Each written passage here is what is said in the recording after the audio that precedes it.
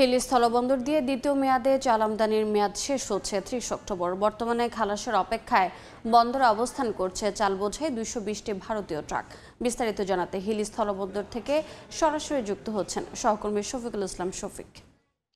শুল্ক ফিলিতে চাল আমদানি যে মেয়াদ সে মেয়াদ কিন্তু 30শে অক্টোবর থেকে কিন্তু শেষ হচ্ছে। এর মধ্যে হিলি স্থলবন্দর দিয়ে চালের আমদানি পর্যাপ্ত হলো। বর্তমানে যে চালের যে বরাদ্দ সেটা অনেক আমদানিকারকের বরাদ্দ শেষ হয়ে গেছে। শেষ হওয়ার কারণে হিলি স্থলবন্দর দিয়ে চালের যে আমদানি সেটা অনেকটা ধীরগতি হচ্ছে। প্রথম দিকে যে আমদানি 100 থেকে 150 টাকা ছাড়িয়ে গেল, সে ট্রাকটা প্রায় 50 থেকে 60 ট্রাকের মধ্যে বর্তমানে আমদানি হচ্ছে। তো বিশেষ করে যে আমার যে ট্রাকগুলো আপনি দেখছেন এগুলোভাবে সারিবদ্ধভাবে 220টি ট্রাক বন্দরের ভিতরে দাঁড়িয়ে আছে যেগুলো বিক্রির অপেক্ষায়। তবে আমদানি বিক্রির যদি বিষয়টা জানাই, আমি ব্যবসায়ীদের সাথে কথা বলেছি যে তাদের বেচা বিক্রি সম্বন্ধে জানবার চেষ্টা করেছিলাম। আমদানিকারকরা বলছেন যে হিলি স্থল বন্দর দিয়ে চালের বেচা বিক্রি অনেকটাই স্লো বা কম হচ্ছে। এর কারণ হিসাবে আমদানিকারকরা বলছেন যে দেশের বিভিন্ন জায়গায় যে চালগুলো সরবরাহ হতো, বিশেষ করে চালগুলো সরবরাহ কম হচ্ছে। এর কারণটাই হচ্ছে বিভিন্ন জায়গায় নতুন জাতের যে আগাম ধান, সে ধানগুলো কিন্তু কাটামারা শুরু হয়ে গেছে।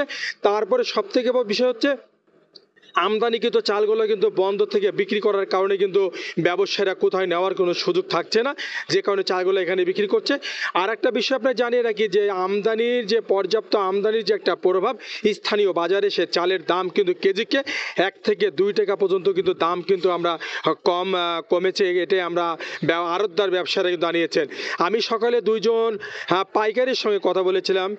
তারা বলছেন যে চালের যে তারা এখান থেকে চাল কিনে তারা বিভিন্ন মুকামে সরবরাহ করে থাকেন। ইতিমধ্যে কিন্তু চালের যে চাহিদা, সে চালের চাহিদা কিন্তু অনেকটা কম হচ্ছে। তারা বলছে যে চালের কিন্তু কম থাকার কারণে তারা কম কিনছেন।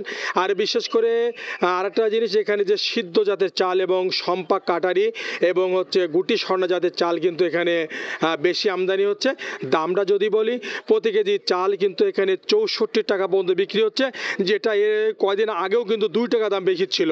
তাছাড়া 50 টাকার নিচে কিন্তু গুটি স্বর্ণা চাল বিক্রি হচ্ছে।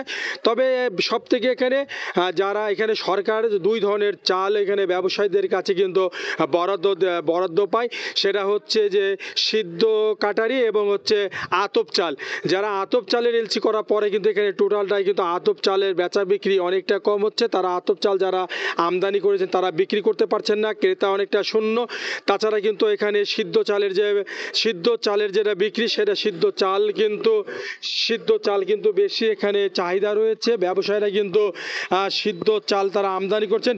তবে আমদানিকারকরা জানিয়েছেন যে সরকার যে আতপ চালের যে বরাদ্দ দিয়েছে, সেটা যদি সিদ্ধ চাল আমদানি করার যদি সুযোগ দেয়, সেক্ষেত্রে সিদ্ধ চাল কিন্তু আমদানি বাড়বে, এমনটাই তারা জানিয়েছেন। হিলি স্থলবন্দর থেকে চাল আমদানি, বেচা বিক্রি, বাজার দর নিয়ে এতটুকু ছিল আমার কাছে সর্বশেষ। সরাসরি যুক্ত ছিলাম হিলি স্থলবন্দরে।